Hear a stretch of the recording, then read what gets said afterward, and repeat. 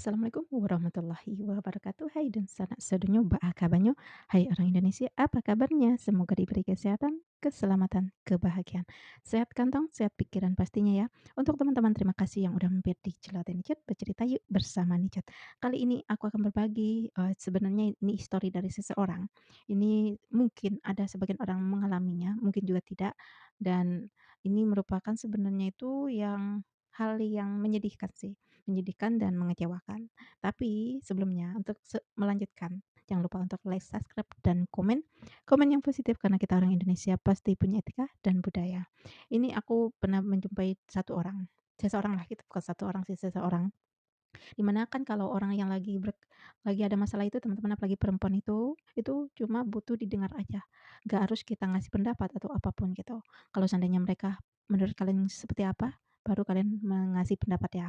Tapi pada umumnya kalau perempuan udah berkeluh kesah itu biasanya dia itu cuma butuh untuk didengar gitu. Cerita ini itu tentang rumah tangga sih sebenarnya. Aku sih nggak alih-alih banget, tapi aku akan meng-up cerita atau history dari seorang teman ini sebagai ya nilai apa yang kalian dapatkan di cerita ini. Semoga cara aku menyampaikannya itu bisa diterima atau tersampaikan kepada audiens atau pendengar ya. Di mana dia bercurhat itu seperti ini. Dia itu kan udah punya suami katanya gitu. Suaminya itu, selalu mengeluhkan tentang tingkah laku ibunya lah gitu. Di mana ibaratnya kalian tahu kan kalau harga diri cowok itu seperti ini teman-teman. Kayak menanyakan pekerjaan, ya tentang ekonomi lah gitu, tentang ekonomi, pendidikan, itu pasti rasanya sensitif banget gitu kan. Tapi si ibunya ini selalu kayak seolah-olah itu bertingkahnya itu agak berlebihan gitu, dan suka maksa juga orangnya gitu. Waktu itu katanya dia sempat tinggal sama orang tuanya setelah menikah itu ya sekitar 2 bulanan lah gitu. Di mana waktu itu mereka masih, apa namanya, ya ibaratnya pengantin baru ya, masih inilah, merangkak untuk menuju ke masa depannya lah gitu kan. Untuk biasanya kan kalau ekonomi udah stabil mereka pasti melepaskan diri dari, orang tua kan, nggak tergantung gitu kan. Akhirnya dia cerita seperti itu. Sebenarnya aku setiap dia cerita itu aku, pikir itu, kayaknya bukan ini deh masalahnya gitu kan, seorang pintar banget tapi emang aku mikirnya gitu dan aku dengerin aja gitu. Biasanya kan pastilah ada intermezzo yang dari slow dulu, slow-slow agak berat-berat, berat sekali biasanya kan gitu kan kalau dalam bercerita tentang masalah gitu kan. Dan akhirnya udah dia menceritakan akhirnya itu di mana, suaminya ini nggak betah lah gitu sama kelakuan ibunya gitu. Ibunya itu terlalu over mengatur atau ya pokoknya memaksakan diri gitu. Kalau seandainya yang dia berikan, yang ibunya lakukan ini nggak dilakukan sama orang lain gitu, dia merasa tantrum, ngerti nggak? Emosional gitu. Ya pokoknya gitulah, banyaklah hal-hal yang ini aku akan meng-up ya cerita ini sebenarnya semuanya, tapi sebelum aku meng-upload ke YouTube, aku pasti menanyakan dulu ke narasumber nih, yang mana aja yang harus di-cut gitu. Kayaknya banyak di-cut deh, mungkin aku akan ngomong sesopan mungkin aja ya. Yang menurut aku ini berarti kalau seandainya ada di videonya, gitu umpamanya di videonya kayak terbata-bata gitu, potongan-potongannya, itu berarti banyak di-cut teman-teman. Di mana dia menceritakan, katanya keluh itu pertama dia nggak tahu, maksudnya dia taunya kalau ibunya ya berbuat begitu sekeras ibunya bertingkah seperti itu ya karena dia sayang sama dirinya gitu, karena dia anaknya gitu kan. Setelah menikah ternyata terbiasa seperti itu, sampailah suaminya juga, sebagai korban lah gitu. Di mana kayak suaminya bekerja bukan seorang pengangguran, tapi ya mereka itu belum aja punya rumah gitu. Itu bukan berarti nggak punya penghasilan ya, punya penghasilan. Dan akhirnya ya udah di ini, sebenarnya si suaminya itu nggak mau tinggal sama mertuanya gitu, karena mertuanya memaksa apapun yang mertuanya mau itu kalau nggak diturutin ya udah, maksudnya jadilah perang-perang mulut lah gitu. Dan itu yang dimalaskan oleh lelaki itu kan begitu gitu, pria gitu.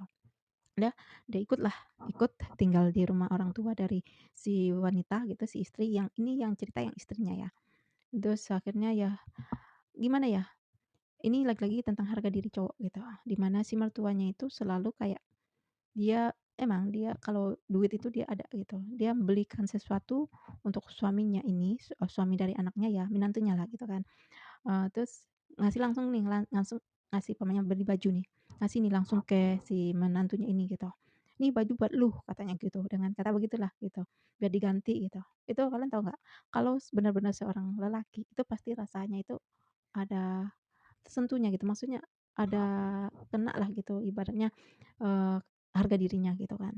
Terus ya karena si suaminya ini merasa harga dirinya rasanya, aduh kayaknya tergores banget gitu, si suaminya ngomong gini, "Nggak usah lah Bu, bajunya masih banyak, nanti kalau emang iya juga dia nanti beli," gitu. Dia mikirnya gini, nggak seharusnya ibu mertuanya beli, tapi kalau ini juga seharusnya kan ibu mertuanya nggak usah memaksakan kehendak juga gitu. Dan yang nggak disukai oleh suaminya ini katanya, kan setiap si ibunya nih beliin apapun buat suaminya gitu, dia berkor-koran ke tetangga, ke tempat perkumpulan gitu. Kalau dia itu sering beliin baju buat menantunya gitu. Itu kan hal yang sangat menggores, harga diri lelaki ya. Dan pokoknya banyaklah hal-hal yang lainnya sampailah ngomongin besan ya, otomatis ngomongin si ibu menantunya ini gitu, si mertua dari anaknya ini gitu. Ngomong tentang kejelekan terus. Dan akhirnya adalah di tahap udah bener-bener, oh nggak bisa dibendung lagi, sempatlah pokoknya ini aku akan meng-up atau akan mengedit cerita ini yang bener-bener masih pantas aku ceritain ya. Dan akhirnya udah seiring jalan waktu jadi kan di lingkungan itu kan otomatis orang berpandangan gini dong ke si menantunya gitu. Berarti menantunya ini orang miskin dong, tapi si ibunya itu nggak mau bilang kalau anaknya ini gagal mencari seorang suami gitu, nggak mau. Tapi setiap apa yang dibelikan, apa yang itu kasih ke suaminya itu selalu diomongkan keluar gitu. Dan akhirnya kan orang ya berarti gaji menantunya ini dong, rendah dong, kan gitu mikirnya kan.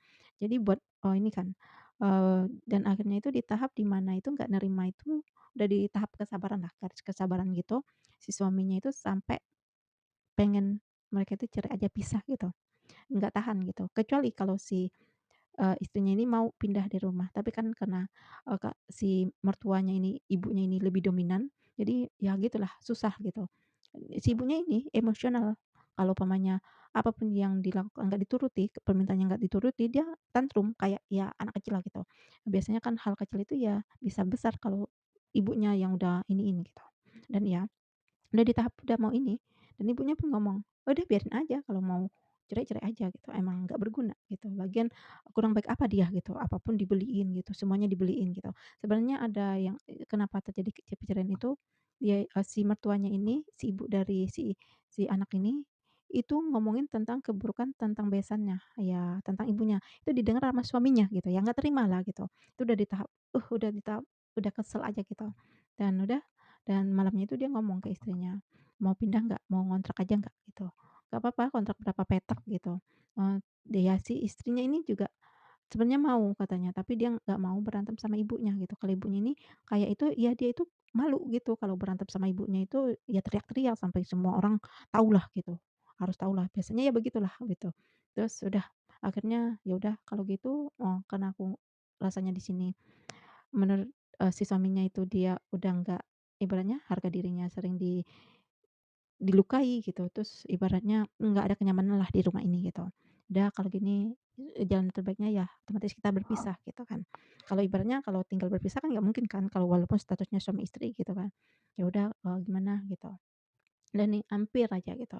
Dan ini kan si si istri ini kan masih punya ayah kan, ayahnya. Dia ngomong ngomong ya nggak tahu juga sih si si anaknya ini itu sama si suaminya ini sebagai korban dari ketoksikan si, mmm, mamanya atau apa nggak tahu lah gitu, tapi mungkin karena mereka udah terbiasa ya gimana ya, dan akhirnya udah di tahap gitu ya si ayahnya ini ngerasa ini emang udah keterlaluan istrinya gitu, dan di mana pas mau udah di tahap seperti itu, biasanya kan orang yang makanya teman-teman kalau kayak EQ sama IQ itu harus stabil gitu, harus seimbang gitu, kalau nggak udah hancur gitu, seperti inilah gitu.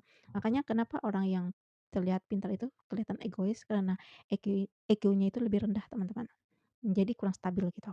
Dan akhirnya udah, di tahap pokoknya biasalah ribut lah, ribut itu walaupun dalam rumah itu teriaknya itu gimana supaya si menantunya itu malu gitu, meremehkan, merendahkan, itulah yang dilakukan sama ibunya gitu kan. Udah dan akhirnya si ayahnya mengizinkan, "Udah ikut suamimu aja, udah ngontrak aja," gitu kan. Dan nih dan adalah di tahap inilah, karena udah melebar ke mana-mana, tetangganya juga sering ngaduin tingkah laku ibunya seperti ini, udah akhirnya pergilah ke psikolog gitu teman-teman.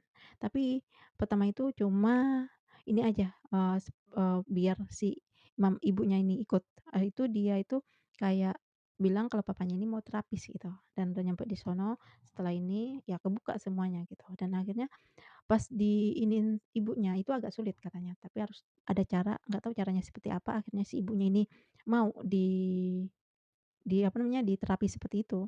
Ternyata itu ciri-ciri di ibunya itu, kata psikolognya itu seorang MPD, teman-teman. Ciri-ciri MPD itu yang pernah aku baca yang seperti ini ya, teman-teman, yang ada di sini itu ciri-ciri NPD. Jadi ya susah juga sih kalau punya mertua seorang MPD, emang susah gitu. Ya mereka itu, orangnya ya anti kritik, teman-teman, anti kritik, suka marah-marah, hal kecil itu bisa menjadi besar. Kenapa? Karena kepintaran dia itu jomplang dengan, emosionalnya gitu, tingkat ya ibaratnya itu kestabilan emosionalnya gitu. Makanya kebanyakan orang pintar yang nggak stabil itu tuh biasanya dia itu rada-rada egois dan memaksa gitu ya. Ya, ternyata ibunya NPD, mereka juga baru tahu, ternyata selama ini yang dilakukan ibunya itu, mereka itu ayah dan dia itu korban dari perilaku seorang MPD gitu.